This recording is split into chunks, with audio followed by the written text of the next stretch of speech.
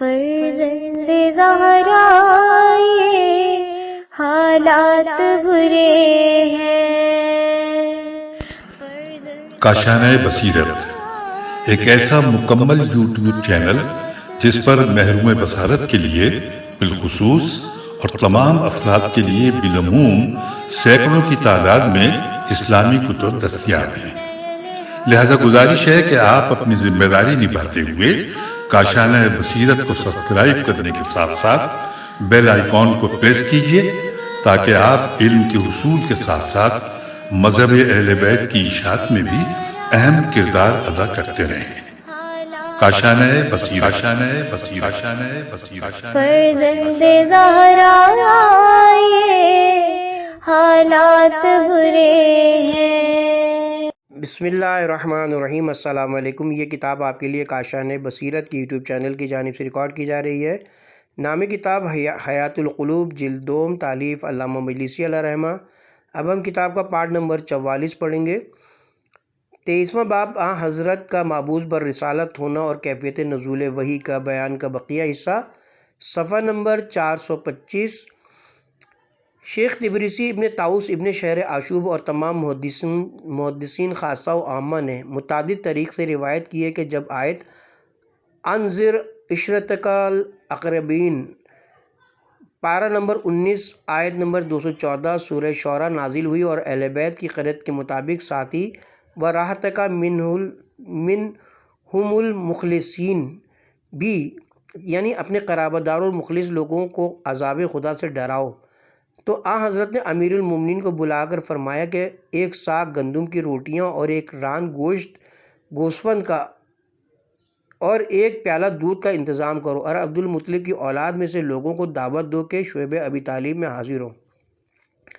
حضرت علی نے ان کو بلائے۔ وہ 40 افراد تھے اور ایک روایت کے مطابق 30 اور ایک روایت کی بنا پر 10 اشخاص تھے۔ ابو لہب نے کہا کہ محمد صلی اللہ علیہ وسلم سمجھتے کہ اتنی چیزوں سے ہم لوگوں کو سیر کر دیں گے، حالانکہ ہم میں سے ہر ایک گوسفند کھا جاتا ہے اور سیر نہیں ہوتا، اور بڑا قدمہ دودھ پی جاتا ہے اور سیراب نہیں ہوتا۔ غرض وہ لوگ خانہ ابو طالب میں جمع ہوئے جن میں حضرت کے چچا عباس، حمزہ، ابو طالب اور ابو لہب بھی موجود تھے۔ انہوں نے رسم جاہلیت کے مطابق سلام کیا۔ حضرت نے اسلام کے طریقے پر سلام کا جواب دیا جو ان پر گراں گزرا۔ امیر المومنین نے گوشت کا سالن تیار کیا اور دودھ کے پیالے کے ساتھ سب کے سامنے رکھا۔ حضرت نے اپنا دست مبارک سالن پر رکھا، پھر فرمایا بسم اللہ، خدا کا نام لے کر کھاؤ۔ یہ جملہ بھی ان کو پسند نہ آیا چونکہ وہ لوگ بہت بھوکے تھے۔ بغیر کسی اعتراض کیے کھانے لگے، یہاں تک کہ سب سیر ہو گئے اور کھانا بدستور باقی رہا۔ جب حضرت نے ان سے کچھ کہنا چاہا تو ابو لہب پہلے بول اٹھا کہ دیکھا محمد نے کیسا جادو کیا کہ تم کو اس قدر قلیل طعام سے سیر کر دی اور کھانا بھی باقی ہے۔ حضرت کچھ نہ بولے اور وہ سب لوگ متفرق ہو گئے۔ حضرت نے جناب امیر سے فرمایا کہ آج اس شخص نے سبقت کی، اس لیے میں نے کچھ نہ کہا۔ کل پھر اس طرح کھانے کا انتظام کرو، ان کو بلاؤ تاکہ میں اپنی رسالت ان کو پہنچاؤں۔ امیر المومنین کہتے ہیں کہ دوسرے روز اسی طرح میں نے انتظام کیا۔ جب وہ لوگ کھانا کھا چکے تو حضرت نے فرمایا اے فرزندان عبداللہ، میں نہیں سمجھتا کہ عرب میں کوئی شخص اپنی قوم کے لیے مجھ سے بہتر کوئی چیز لایا ہو۔ میں تمہارے واسطے دنیا و آخرت کی نیکی لایا ہوں۔ بتاؤ، اگر میں یہ کہوں کہ عنقریب تمہارا دشمن صبح و شام میں تم پر حملہ کرنے والا ہے تو کیا تم باور کرو گے؟ وہ بولے بے شک، کیونکہ ہم تم کو سچا سمجھتے ہیں۔ آپ نے فرمایا یاد رکھو، کسی کا خیر خواہ اس سے جھوٹ نہیں بولتا۔ بے شک خداوند عالم نے مجھ کو تمام عالم کی جانب اپنا رسول مقرر کیا اور مجھے حکم دیا کہ سب سے پہلے اپنے عزیزوں اور قرابت داروں کو اس کے دین کی دعوت دوں اور عذاب آخرت سے ڈراؤں۔ تم میرے قرابت دار ہو اور یہ کھانا جو تم نے کھایا ہے اس میں میرا معجزہ بنی اسرائیل کے مائدہ کے مانند تم نے مشاہدہ کر لیا۔ جو شخص اس کھانے کے بعد مجھ پر ایمان نہ لائے گا، خدا اس کو ایسے عذاب میں مبتلا کرے گا کہ خلق میں کسی کو نہ کیا ہوگا۔ اے فرزندان عبد المطلب، خدا نے کسی پیغمبر کو نہیں بھیجا مگر یہ کہ اس کے واسطے اس کے اہل سے اس کا ایک بھائی وصی اور وارث مقرر کیا ہے۔ لہٰذا تم میں سب سے پہلے جو شخص مجھ پر ایمان لائے گا وہ میری امت میں میرا بھائی وصی، وزیر، وارث اور خلیفہ ہوگا، اور میرے نزدیک اس کی وہی نسبت ہوگی جو ہارون کی موسیٰ کے نزدیک تھی۔ لہٰذا میری بیعت کے لیے کون سبقت کرتا ہے جو میرا بھائی بنے اور میری مدد کرے اور مخالفوں کے مقابلے میں میرا معین و یاور ہو، میں اسی کو اپنا وسیع وزیر اور اپنا خلیفہ بناؤں گا تاکہ وہ میری جانب سے تبلیغ کرے، میرے بعد میرا قرض ادا کرے اور میرے وعدوں کو پورا کرے۔ اگر تم میں سے کوئی میری بیعت پر سبقت نہ کرتا تو اگر تم میں سے کوئی میری بیعت پر سبقت نہیں کرتا تو وہ کرے گا جس کے ساتھ حق ہوگا۔ حضرت نے جب اپنی گفتگو تمام کی تو سب ساکت تھے، کسی نے کوئی جواب نہیں دیا، مگر امیر المومنین اٹھ کھڑے ہوئے اور کہا میں آپ کی بیعت کرتا ہوں ہر اس شرط پر جو آپ فرمائیں اور آپ جو حکم دیں میں بجا لاؤں۔ حضرت نے فرمایا بیٹھ جاؤ، تم سے جو لوگ بزرگ ہیں شاید ان میں سے کوئی آمادہ ہو۔ پھر حضرت نے دوسری مرتبہ فرمایا، پھر وہ لوگ خاموش رہے اور حضرت علی اٹھ کھڑے ہوئے۔ آخر تیسری مرتبہ حضرت نے امیر المومنین کو اپنے پاس بلایا اور آپ نے حضرت سے بیعت کی۔ حضرت نے ان کے دہن میں اپنا لعاب دہن ڈالا اور دونوں شانوں کے درمیان اور سینے پر بھی مل دیا۔ یہ دیکھ کر ابو لہب علیہ لعنت اللہ علیہ بولا کہ آپ نے اپنے چچا کے بیٹے کو جس نے آپ کی اطاعت قبول کی ہے اچھا انعام دیا کہ اس کے منہ میں اپنا لعاب دہن بھر دیا۔ حضرت نے فرمایا میں نے اس کو حلم و فہم و دانش سے بھر دیا۔ یہ سن کر وہ لوگ اٹھ کھڑے ہوئے اور باہر نکل گئے اور ہنستے ہوئے ابو طالب سے کہا کہ تم کو حکم دیا جا رہا ہے کہ اپنے بیٹے کی اطاعت کرو۔ احادیث صحیحہ میں حضرت صادق علیہ السلام سے منقول ہے کہ حضرت پر جب سے وحی نازل ہونے کا سلسلہ شروع ہوا آپ 13 سال تک مکہ میں رہے اور 3 سال اور ایک روایت کے مطابق 5 سال تک پوشیدہ اور مشرکین قریش سے خائف رہے اور سوائے علی بن ابی طالب اور جناب خدیجہ کے کوئی آپ کا رفیق و غمخوار نہ تھا، یہاں تک کہ خدا نے آیت نمبر 94 پارہ نمبر 14 سورہ ہجر نازل فرمائی، یعنی جس امر پر تم مامور ہوئے اس کو بالاعلان بیان کرو، مشرکین سے روگردہ رہو اور ان کی پرواہ مت کرو۔ حدیث صحیح میں حضرت امام محمد باقر علیہ السلام سے منقول ہے کہ جناب امیر اور حضرت خدیجہ سے پہلے کسی نے آپ کی دعوت قبول نہ کی۔ حضرت صلی اللہ علیہ وسلم کافروں سے خوفزدہ تھے اور کشائش کا انتظار کر رہے تھے کہ حق سبحانہ تعالیٰ نے حکم دیا کہ اعلانیہ دعوت دین اور تبلیغ کرو۔ پھر تو حضرت مسجد میں تشریف لائے اور ہجر اسماعیل کے پاس کھڑے ہو کر بآواز بلند ندا کی، اے گروہ قریش اور عرب کے لوگوں، میں تم کو خدا کی وحدانیت کے اقرار اور اپنی پیغمبری کی شہادت کی دعوت دیتا ہوں اور بت پرستی ترک کرنے کا حکم دیتا ہوں۔ میری بات مانو اور جو کچھ میں کہتا ہوں اس کو قبول کرو تو عرب و عجم کے بادشاہ بن جاؤ گے اور بہشت میں بھی سلطنت حاصل ہوگی۔ یہ سن کر قریش نے آپ کا مذاق اڑایا اور ابو لہب نے کہا تمہارے لیے ذلت ہو، کیا تم نے اسی واسطے ہم کو بلایا تھا؟ اس وقت سورہ تبت یدا ابی لہب پارہ نمبر 30 آیت نمبر 1 سورہ لہب نازل ہوئی۔ کفار قریش کہتے تھے کہ محمد صلی اللہ علیہ وآلہ وسلم دیوانہ ہو گئے ہیں معاذ اللہ، اور اپنی زبان سے حضرت کو آزار پہنچانے لگے، لیکن حضرت ابو طالب کے خوف سے کوئی جسمانی تکلیف نہیں پہنچا سکتے تھے۔ جب ان لوگوں نے دیکھا کہ بہت سے لوگ حضرت کے دین میں داخل ہو رہے ہیں تو حضرت ابو طالب کے پاس آئے اور کہنے لگے کہ تمہارا بھتیجا ہم کو احمق کہتا ہے، ہمارے خداؤں کو گالیاں دیتا ہے اور ہمارے جوانوں کو مفسد کہتا ہے اور ہمارے گروہ کو پراگندہ کرتا ہے۔ اگر مالی پریشانی کے سبب وہ یہ سب کچھ کرتے ہیں تو ہم اس کے لیے اس قدر مال جمع کر دیں کہ وہ تمام قریش سے زیادہ مالدار ہو جائے اور قریش کی جس عورت سے وہ چاہے اس کی شادی کر دیں اور اس کو اپنا حاکم بنا لیں، لیکن وہ ہمارے خداؤں سے ہاتھ اٹھا لے۔ جناب ابو طالب نے حضرت سے کہا یہ کیسی گفتگو ہے کہ تمہاری قوم فریاد کر رہی ہے؟ حضرت نے فرمایا چچا جان، یہ وہ دین ہے جس کو خدا نے اپنے پیغمبروں کے لیے پسند فرمایا اور مجھ کو دین حق کے ساتھ محبوس کیا ہے۔ حضرت ابو طالب نے کہا جانے قوم کے لوگ ایسا ایسا کہتے ہیں۔ حضرت نے فرمایا اگر وہ لوگ میرے دائیں ہاتھ میں آفتاب اور بائیں ہاتھ میں مہتاب بلکہ ساری دنیا مجھ کو دے دیں پھر بھی میں اپنے پروردگار کے حکم کے خلاف نہیں کر سکتا۔ میں تو صرف ایک بات ان سے چاہتا ہوں، اگر وہ اس کو قبول کر لیں تو عرب و عجم کے بادشاہ ہو جائیں اور بہشت میں بھی ان کو سلطنت حاصل ہوگی۔ پوچھا وہ کیا؟ فرمایا وہ گواہی دیں اور اقرار کریں کہ خدا ایک ہے اور میں اس کا رسول ہوں۔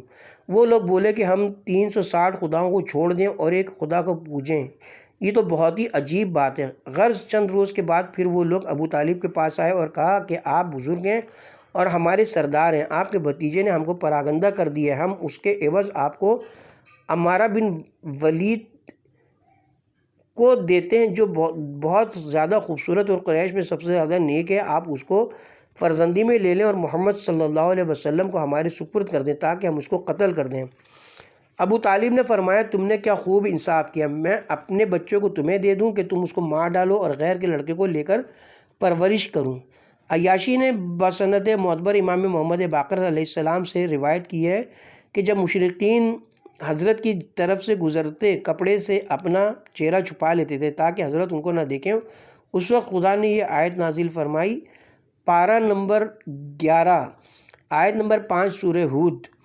کلینی نے بسند معتبر حضرت امام محمد باقر علیہ السلام سے روایت کی کہ ابو جہل ملعون نے قریش کی ایک جماعت کے ساتھ حضرت ابو طالب کے پاس آ کر کہا کہ تمہارے بھتیجے نے ہم کو اور ہمارے خداؤں کو اذیت دی ہے، اس کو بلا کر کہو کہ ہمارے خداؤں کا ذکر کرنے سے باز رہے۔ حضرت ابو طالب نے پیغمبر خدا کو بلایا، وہ آئے تو مشرکوں کو دیکھ کر فرمایا والسلام علی من اتبع الہدی، پارہ نمبر 16 آیت نمبر 47 سورہ طٰہٰ، سلامتی ہو اس پر جو ہدایت کی پیروی کرے، اور بیٹھ گئے۔ ابو طالب نے فرمایا یہ لوگ آئے ہیں اور ایسا کہتے ہیں۔ حضرت نے فرمایا کیا ممکن ہے کہ ایسی بات یہ لوگ کہیں جو اس سے بہتر ہو، جس کے سبب سے عرب میں بلند ہوں اور تمام عرب پر مسلط ہو جائیں؟ ابو جہل نے کہا ہاں ممکن ہے، بتاؤ وہ بات کیا ہے؟ فرمایا کہو لا الہ الا اللہ۔ جب انہوں نے یہ سنا تو اپنے کانوں میں انگلیاں ڈالیں اور باہر نکل گئے اور بھاگے، یہ کہتے ہو کہ ہم نے سنا ہے کہ اس دین میں آخرت کی کوئی بھلائی نہیں ہے، یہ محض افطرا ہے۔ اس وقت خدا نے سورہ صاد کی ابتدائی آیتیں نازل فرمائیں۔ فراد بن ابراہیم نے حضرت صادق علیہ السلام سے روایت کی کہ حضرت صلی اللہ علیہ وسلم کی تلاوت قرآن تمام لوگوں سے بہتر اور خوش آئین تھی۔ جب حضرت نماز شب کے لیے اٹھتے تھے تو ابو جہل اور تمام مشرکین آ کر حضرت کی قرأت سنتے، لیکن جب حضرت بسم اللہ الرحمن الرحیم فرماتے تو وہ لوگ اپنے کانوں میں انگلیاں دے لیتے اور بھاگ جاتے، پھر آ کر سنتے۔ ابو جہل کہا کرتا تھا کہ محمد اپنے خدا کا نام بہت لیتے ہیں کیونکہ وہ اپنے پروردگار کو دوست رکھتے ہیں۔ حضرت صادق علیہ السلام فرماتے ہیں کہ ابو جہل نے یہ بات سچ کہی حالانکہ وہ بہت بڑا کذاب تھا۔ پھر خدا نے آیت نمبر 46 پارہ نمبر 15 سورہ بنی اسرائیل، جب تم اے رسول اپنے پروردگار کو یاد کرتے ہو وہ پیٹھ پھیر کر بھاگ جاتے ہیں۔ حضرت صادق علیہ السلام نے فرمایا کہ جب حضرت بسم اللہ الرحمن الرحیم پڑھتے تھے، دوسری معتبر حدیث میں انہی حضرت سے منقول ہے کہ مشرکوں نے حضرت سے کہا کہ تم 1 سال ہمارے خداؤں کی عبادت کرو اور ہم 1 سال تمہارے خدا کی عبادت کریں، تو خدا نے سورہ قل یا ایھا الکافرون پارہ نمبر 30 سورہ کافرون نازل فرمائی تو ان کی امید منقطع ہو گئی، یہ کہ حضرت ان کے خداؤں کی جانب رغبت کریں گے۔ کلینی نے بسند حسن امام جعفر صادق علیہ السلام سے روایت کی کہ ایک روز حضرت نئے کپڑے پہنے ہوئے مسجد الحرام میں نماز پڑھ رہے تھے، مشرکوں نے اونٹ کی آنتیں لا کر حضرت کی پشت اقدس پر ڈال دیں، حضرت کے کپڑے گندے ہو گئے۔ آپ جناب ابو طالب کے پاس آئے اور کہا چچا جان آپ کے نزدیک میرا حسب کیسا ہے؟ انہوں نے پوچھا اے فرزند اس بات کا کیا مطلب ہے؟ آپ نے واقعہ بیان کیا۔ حضرت ابو طالب کو یہ سن کر غیظ آ گیا، آپ نے جناب حمزہ کو بلایا، اپنی تلوار حمائل کی اور جناب حمزہ سے کہا اونٹ کی آنتیں اٹھا لو، پھر حضرت رسالت مآب صلی اللہ علیہ وسلم کو ساتھ لے کر قریش کے پاس آئے جو کعبے کے پاس بیٹھے ہوئے تھے۔ جب حضرت ابو طالب کو اس طرح آتے ہوئے دیکھا اور ان کے چہرے سے آثار غضب مشاہدہ کیے، خوف کی وجہ سے اپنی جگہ سے حرکت نہ کر سکے۔ جناب ابو طالب نے حمزہ سے کہا خون، گوبر اور آنتوں کی کثافتیں ان کے جسموں پر مل دو۔ جناب حمزہ نے خوب اچھی طرح ان کے بدن پر وہ کثافتیں ملیں، پھر جناب ابو طالب نے حضرت سے کہا کہ تمہارا حسب ہمارے نزدیک ایسا ہے، اور ابن شہر عاشوب اور راوندی کی روایت کے مطابق یہ ہے کہ ابو جہل ملعون کے کہنے سے عقبہ ابن ابی معیط نے اونٹ کی آنتیں لا کر حضرت کی پشت اقدس پر ڈال دیں۔ اس وقت آپ نماز میں مشغول تھے، حضرت نے وہ آنتیں اپنی پشت سے دور کی اور رو کر بارگاہ الہی میں عرض کی پالنے والے قریش کا دفع کرنا، ابو جہل، شیبہ اور امیہ کا دفع کرنا تیرے ہی اختیار میں۔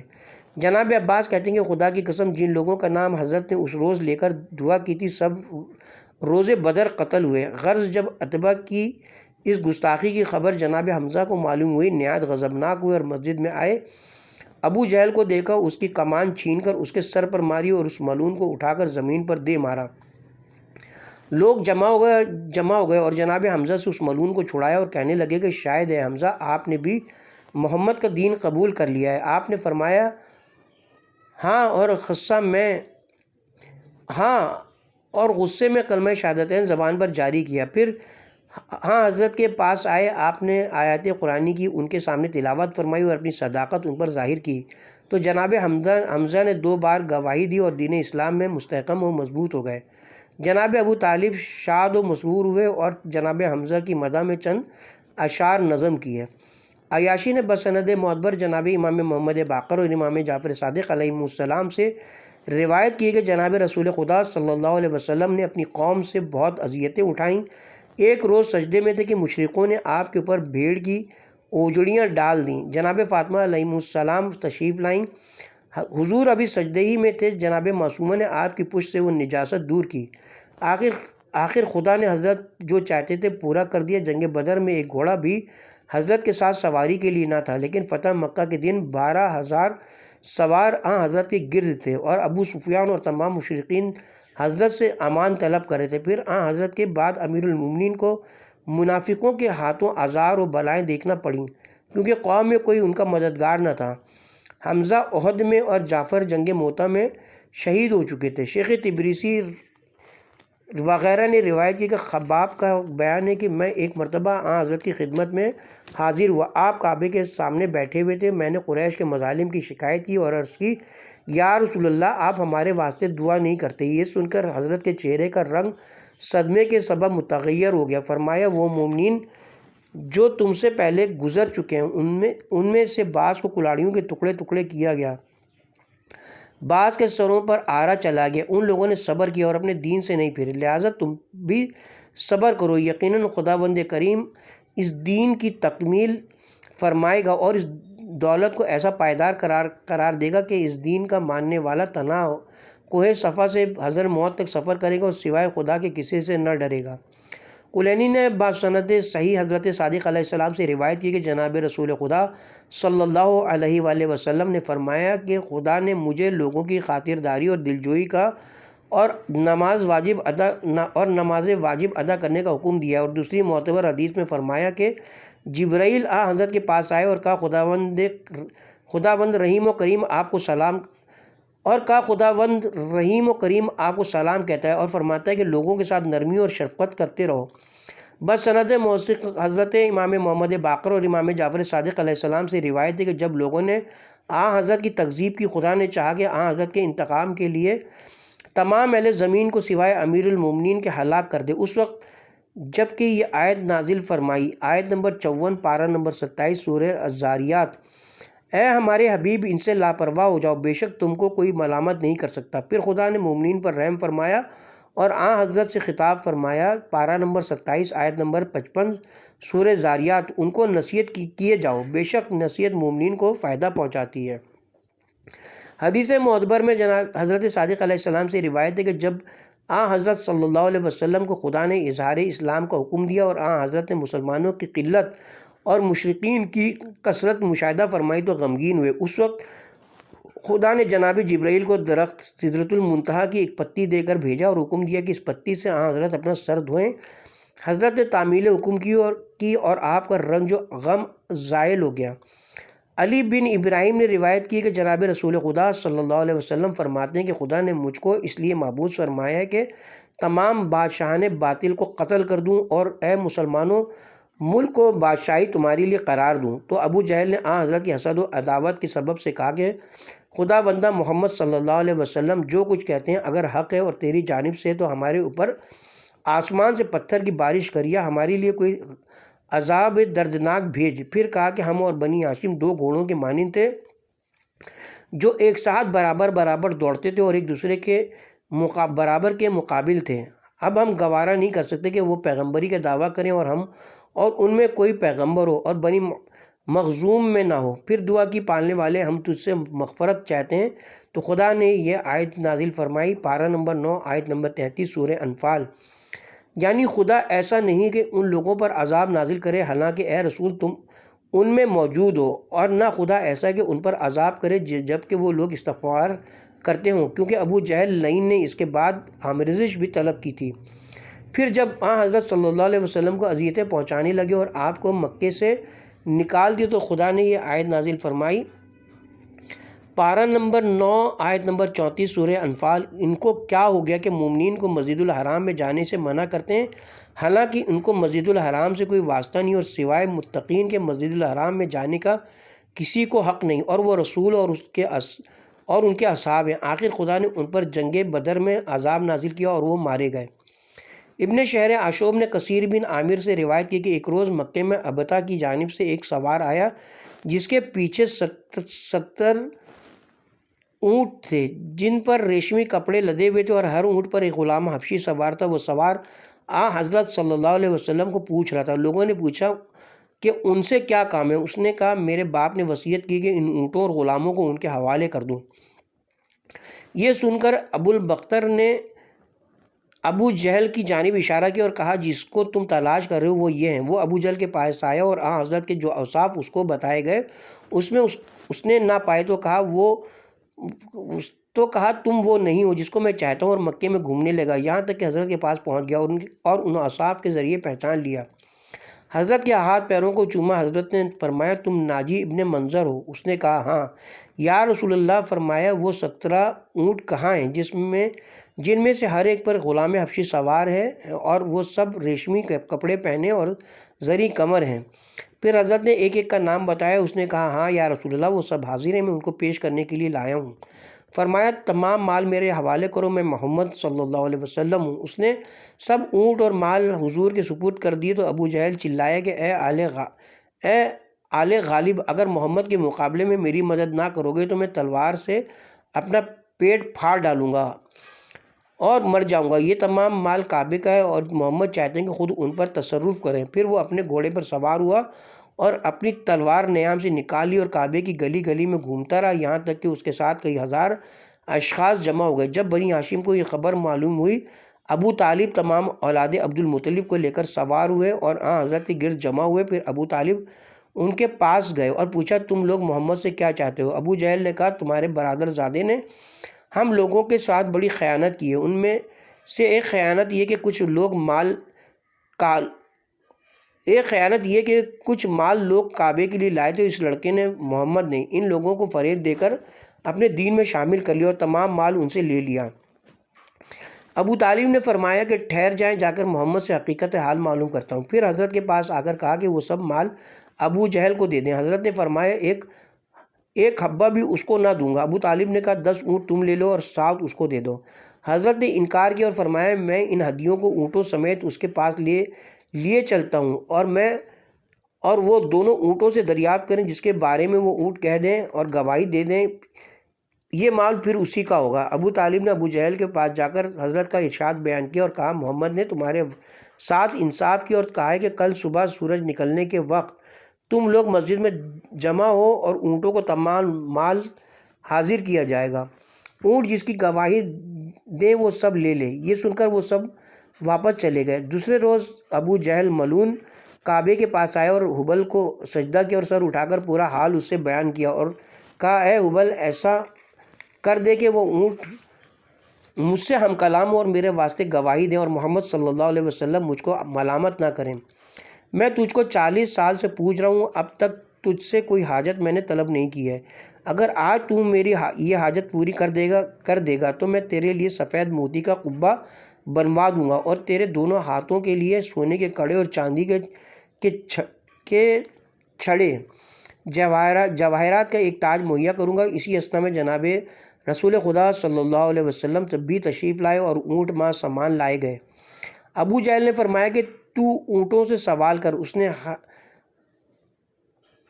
اس نے ہر چند کوشش کی مگر کسی اونٹ نے جواب نہ دیا۔ اس کے بعد حضرت نے اونٹوں سے دریافت کیا، وہ باحکم خدا گویا ہوئے اور آپ کی پیغمبری کی گواہی دی اور بیان کیا کہ یہ تمام مال حضرت سے تعلق رکھتا ہے۔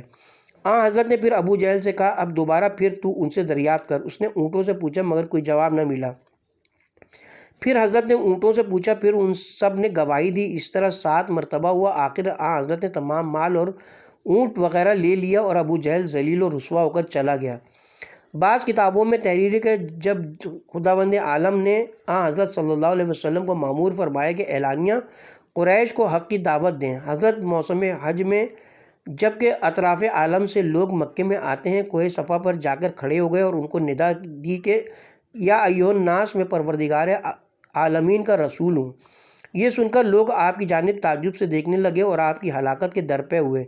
پھر حضرت کوہ مروہ پر تشریف لے گئے اور 3 مرتبہ یوں ہی ندا کی۔ ابو جہل ملعون نے یہ سن کر ایک پتھر حضرت کی جانب پھینکا جس سے حضرت کی پیشانی مجروح ہو گئی۔ یہ دیکھ کر سارے مشرکین پتھر ہاتھوں میں لے کر حضرت کے پیچھے دوڑے تو حضرت کوہ ابو قبیس پر چڑھ گئے اور جس مقام کو آج متکا کہتے ہیں وہاں تکیہ کر کے کھڑے ہو گئے۔ ایک شخص امیر المومنین کے پاس گیا اور کہا کہ محمد قتل کر دیے گئے۔ جناب امیر روتے ہوئے خدیجہ کے مکان پر گئے۔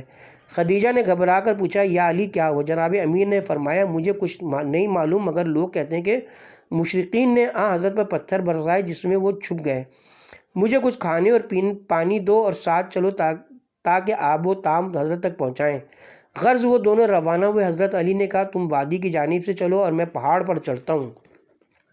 غرض امیر المومنین روتے ہوئے چلے گئے، پکار رہے تھے کہ یا رسول اللہ، میری جان آپ پر فدا ہو، آپ کس جگہ بھوکے پیاسے بیٹھے ہیں؟ آپ نے اپنے ساتھ مجھ کو نہ لیا۔ جناب خدیجہ الگ فریاد کر رہی تھیں کہ مجھے پیغمبر برگزیدہ کا پتہ بتاؤ۔ اسی اثنا میں حضرت جبرائیل حضرت پر نازل ہوئے۔ جب حضرت نے ان کو دیکھا، آنکھوں میں آنسو بھر لائے اور فرمایا کہ دیکھو میری امت نے میرے ساتھ کیا کیا ہے، مجھے جھٹلایا اور مجھ پر سنگ جفا کی بارش کر کے مجھے زخمی کر دیا۔ جبرائیل نے کہا، اپنا ہاتھ مجھے دیجیے۔ پھر آپ کا ہاتھ پکڑ کر بیٹھایا اور ایک مسند بہشت آپ اپنے پروں میں سے نکال کر جو مروارد و یاقوت سے بنی ہوئی تھی ہوا میں حرکت دی، جس نے تمام پہاڑ کو ڈھانپ لیا اور کہا، اپنے خدا کے نزدیک اپنی قدر و منزلت آپ نے دیکھی؟ حضرت نے فرمایا، ہاں جبرائیل، میں نے کہا اس درخت کو بلائیے۔ جبرائیل نے کہا، اس درخت کو بلائیے۔ حضرت نے بلایا تو وہ اپنے مقام سے جدا ہو کر دوڑتا ہوا حضرت کے پاس آیا اور حضرت کے لیے تعظیماً سجدہ کیا۔ پھر جبرائیل نے کہا، اس سے کہہ دیجیے کہ واپس جائے۔ حضرت نے فرمایا، واپس جاؤ۔ وہ چلا گیا۔ پھر اسماعیل فرشتہ جو آسمان اول پر موکل ہے حاضر خدمت ہوا اور کہا، السلام علیکم یا رسول اللہ، میرے پروردگار نے مجھے بھیجا کہ آپ کی اطاعت کروں، میں حاضر ہوں۔ آپ جو حکم دیں بجا لاؤں۔ اگر آپ فرمائیں تو ستاروں کو ان پر گراؤں کہ یہ جل جائیں۔ پھر آفتاب کا موکل آیا اور کہا، السلام علیکم یا رسول اللہ، اگر آپ حکم دیں تو ان کے سروں کے قریب آفتاب کر دوں تاکہ یہ سب جل جائیں۔ پھر زمین کا فرشتہ آیا اور کہا، السلام علیکم یا رسول اللہ، حق تعالیٰ نے مجھے آپ کی اطاعت پر مامور فرمایا ہے، اگر آپ فرمائیں تو زمین کو حکم دے دوں کہ ان کو نگل جائے۔ پھر پہاڑوں کا فرشتہ آیا اور کہا، السلام علیکم یا رسول اللہ، خدا نے مجھے آپ کی فرما برداری کا حکم دیا ہے، اگر آپ اجازت دیں تو پہاڑوں کو ان پر ٹکرا دوں اور وہ ریزہ ریزہ ہو جائیں۔ پھر دریاؤں کا فرشتہ آیا اور کہا، السلام علیکم یا رسول اللہ، خدا نے مجھے حکم دیا کہ آپ جو فرمائے تعمیل کروں، اگر آپ کی مرضی ہو تو دریاؤں کو حکم دوں کہ ان سب کو غرق کر دیں۔ جب تمام فرشتوں نے اظہار تقرب کیا تو حضرت نے فرمایا کہ کیا میری مدد پر معمور ہوئے ہو؟ انہوں نے عرض کی، ہاں۔ تو حضرت نے اپنا روح مبارک آسمان کی جانب بلند کیا اور ارشاد فرمایا کہ پالنے والے میں عذاب کے لیے مابعوث نہیں ہوا ہوں، بلکہ اس لیے مابعوث ہوا ہوں کہ عالمین کے لیے رحمت ہوں۔ مجھے میری قوم کے ساتھ چھوڑ دے کہ یہ ناواقف ہیں اور جہالت میں ایسا سلوک کرتے ہیں۔ پھر جبرائیل نے جناب خدیجہ کو دیکھا کہ وہ وادی میں رو رہی ہیں اور حضرت کو تلاش میں دوڑتی پھر رہی ہیں اور حضرت کی تلاش میں دوڑتی پھر رہی ہیں۔ حضرت نے کہا، خدیجہ کو دیکھیے، ان کے رونے سے آسمان کے فرشتے رو رہے ہیں، ان کو اپنے پاس بلا لیجیے اور میرا سلام ان سے کہہ دیجیے اور فرما دیجیے کہ خداوند عالم تم کو سلام کہتا ہے، اور ان کو خوشخبری دے دیجیے کہ خدا نے ان کے لیے بہشت میں موتیوں کا گھر بنایا ہے جس میں سونے کے نقش و نگار بنے ہیں، اس میں کوئی آواز وحشتناک نہ ہوگی۔ حضرت نے یہ سن کر خدیجہ اور حضرت علی کو اپنے پاس بلایا۔ خون آپ کے گلے سے ٹپک رہا تھا۔ حضرت خون کو زمین پر نہیں گرنے دیتے تھے بلکہ پونچھ لیتے تھے۔ خدیجہ نے کہا، میرے ماں باپ آپ پر فدا ہوں، خون گرنے کیوں نہیں دیتے؟ حضرت نے فرمایا، ڈرتا ہوں کہ اگر میرا خون زمین پر گرے گا تو خداوند عالم اہل زمین پر غضبناک ہوگا۔ جب رات ہوئی تو جناب امیر اور جناب خدیجہ حضرت کو گھر واپس لائیں اور آپ کے بیٹھنے کی جگہ ایک بڑا پتھر نصب کر دیا۔ جب مشرکوں کو حضرت کے واپس آنے کی خبر ہوئی تو پھر گھر پر پتھروں کی بارش کرنے لگے، لیکن کوئی پتھر حضرت تک پہنچنے نہیں پاتا تھا۔ اوپر آتا تو وہ بڑا پتھر روکتا، دائیں بائیں سے دیواریں روک لیتی تھیں۔ حضرت کے سامنے جناب خدیجہ اور حضرت علی علیہ السلام کھڑے تھے اور پتھروں کو اپنے جسموں پر روکتے تھے۔ آخر جناب خدیجہ نے کہا، اے مشرکین قریش، تم کو سنگباری کرتے ہوئے شرم نہیں آتی کہ ایک ایسی عورت کے گھر پر تم پتھر پھینک رہے ہو جو تم میں سب سے زیادہ نجیب ہے؟ اگر خدا سے نہیں ڈرتے ہو تو اس ننگ سے تو پرہیز کرو۔ یہ سن کر مشرکوں کو غیرت آئی اور وہ واپس چلے گئے۔ دوسرے روز حضرت پھر مسجد میں تشریف لے گئے اور نماز پڑھی۔ خداوند تعالیٰ نے ان کے دلوں میں حضرت کا رعب ڈال دیا کہ پھر حضرت سے نہ بولے۔ بعض کتابوں میں کہ بعثت کے 5ویں سال عمار بن یاسر کی والدہ سمیہ شہید ہوئیں۔ ان کو کافروں نے شکنجے میں کس دیا تھا تاکہ اسلام سے توبہ کریں۔ اسی وقت ابو جہل علیہ لعنت اللہ علیہ ان کے پاس سے گزرا اور ان کے سینے پر نیزہ مارا اور ان کو شہید کر دیا۔ اس کے ساتھ ہی یہاں پر 23واں باب حضرت کا معبوس بر رسالت ہونا اور کیفیت نزول وحی اپنے اختتام کو پہنچا، اور یہاں پر ہم کتاب کے پارٹ نمبر 44 کا بھی اختتام کرتے ہیں اور پارٹ نمبر 45 کا آغاز 24واں باب حضرت صلی اللہ علیہ وسلم کے معراج کے بیان سے کریں گے انشاءاللہ۔